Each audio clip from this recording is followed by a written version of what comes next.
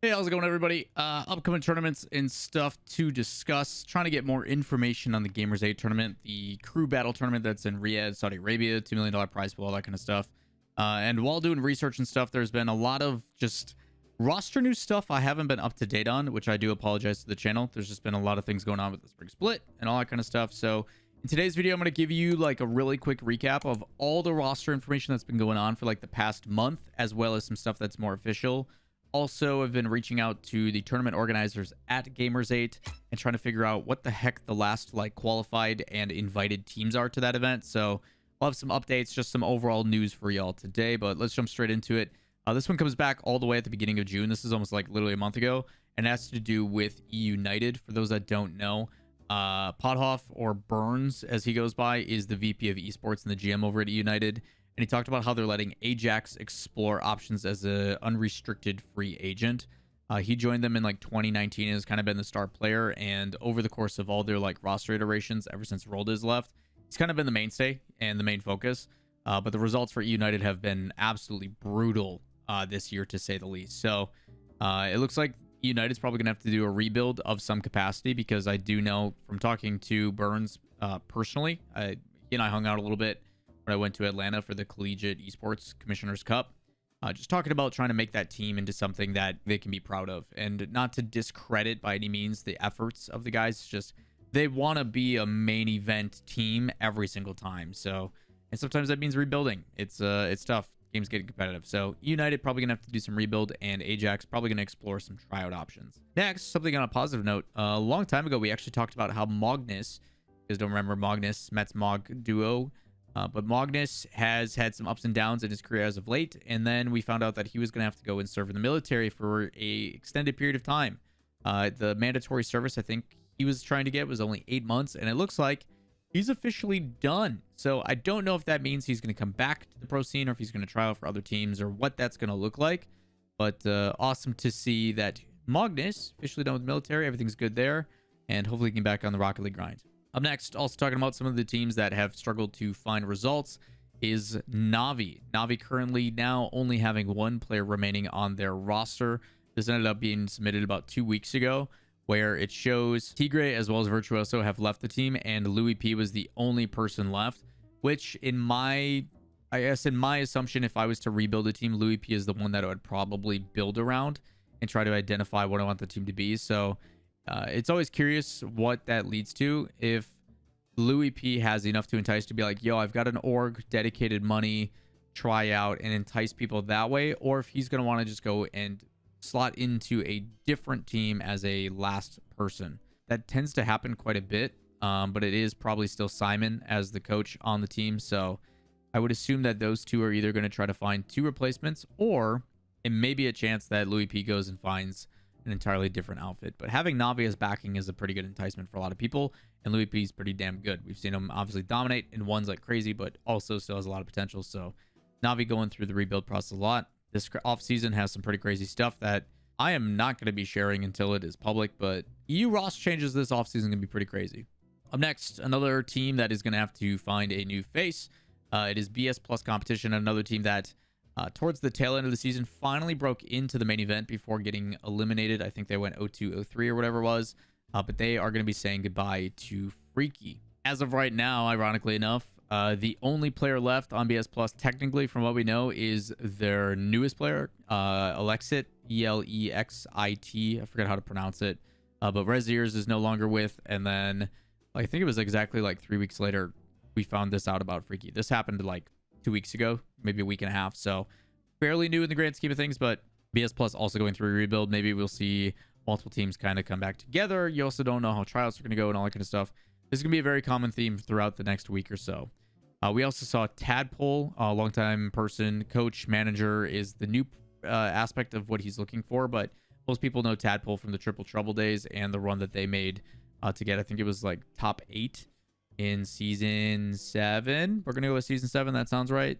Maybe it was season 8. They all blur together. So Tadpole, age 24, is now looking, and he has a tweet longer with all the specifics, talking about how he's retiring from being a professional, but would like to help as a coach or manager, also open to other opportunities within esports, but trying to stay in the space altogether. and talks about how the Commonwealth Games that are in Wales is going to be his last tournament.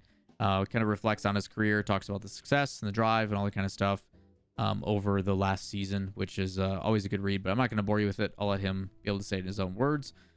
Very harsh on himself, and I quote, "Too long didn't read. I'm a trash player, so I've decided to become the best coach in the world instead." So hopefully he's able to lean into that and things go well for him, as he's always been very fantastic to work with on my behalf. So excited to see what Tadpole ends up finding. Again, the offseason is going to be a long one, so we'll see what happens. Also, one that you guys are obviously very much so aware of is Optic Gaming has now entered Rocket League. This is nothing new. Obviously, if any of you guys watched the Spring Major, you saw that the former Envy roster is now picked up by Optic. Same ownership group and all that kind of stuff. It's just the branding names. It was really weird. I actually sat down and talked to one of the managers, Ian, who is of former Cloud9 manager and then kind of bounced around until he landed with Envy. But Ian and I talked a little bit at the Spring Major and talked about this thing, and it was difficult because there'd be certain like sponsorships that would come and they would only want to work with Envy branding, and then there were sponsorships that would only want to work with Optic branding, and it made it really complicated.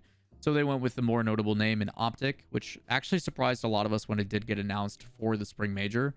So because Optic branding has always been like first-person shooter associated with Hex and all those guys, and like the green wall like icon and like legendary status has never really trickled into other things. So it is really cool to see Optic, and it was interesting to see Optic involved in those conversations in this most recent Spring Major. But you obviously know the Envy roster with Mist, Illusion, and Drees with Turbo as super sub / coach this past weekend, which was awesome to talk to Turbo and stuff. But the thought of Optic being in Rocket League, I think, is a pretty cool thing, and it's excited to see what that ends up leading into, whether it be content-wise or otherwise, because obviously, like, Hex and them have like some of the greatest podcast content out there. So maybe some more attention brought into the Rocket League space, but already you saw kind of the viewership impact that Optic had during the Spring Major, and maybe even more so for Dallas because that's their home territory. That's where they're based. So should be exciting to see how that one plays out as the Envy headquarters and all that kind of stuff. I'm sure we'll just get rebranded for Optic. So cool stuff all around. Also, more news to go. We've got Team Accelerate. This was the team that ended up doing trying to find the best team through like an open qualifier at PAX situation. And they ended up picking up Bambi, Jbot, and Tool. I forget what this team used to be. Zookeepers. It used to be the Zookeepers team. My apologies. They're all in that kind of melting pot of bubble area. But when Zookeepers were originally playing, they ended up playing in an open qualifier tournament. We talked about this a long time ago. And Accelerate, which is like a subsidiary of the Houston Outlaws Overwatch League team. And they provided a contract to a team that was the best performing in a situation. And it's actually went a lot longer than I thought it was going to. I thought it was only supposed to be for a year, or maybe it's only been a year and I'm just forgetting about it. But they ended up picking up this team, and that is no longer the case. They do talk about how they're not going anywhere and that they, say their thanks and all that kind of stuff, but they are going to be looking for a team in the space, and that they do not want to pull out of Rocket League entirely. Just the fact that they are looking at a different team or possibly rebuilding or something to that extent, but they do say goodbye. This ended up going down about a week ago, so this is fairly new. Now until the Gamers8 stuff. Obviously, I'm still trying to identify and figure out behind the scenes for you guys what the heck is going on with Gamers8, trying to identify just like who the last 3 invited teams are, because teams are dropping like flies and all that kind of stuff. I'll hopefully have a full breakdown on that relatively soon here, as I'm trying to reach out to the tournament organizers and stuff. I'll have more specifics about like the A and B stream, the fact that it's in like Romania and stuff. Like, I'll have a bunch of details on that in the future. But 2 major lineups to pay attention to. Number 1, Force, Juicy, and Parka. That was the Juicers rosters have officially been picked up, and it is picked up by HEET Gaming with 2 E's, HEET. They have coach, manager, and stuff all assigned, but they officially announced. I don't know if this is going to be like the team they stick with, and it is a full-time thing, or if it's just a temporary pickup for the Gamers8 tournament, because it is a $2 million prize pool in front of a lot of different eyes, hopefully. But as of right now, it seems like this is the signing of the team. So fingers crossed for that.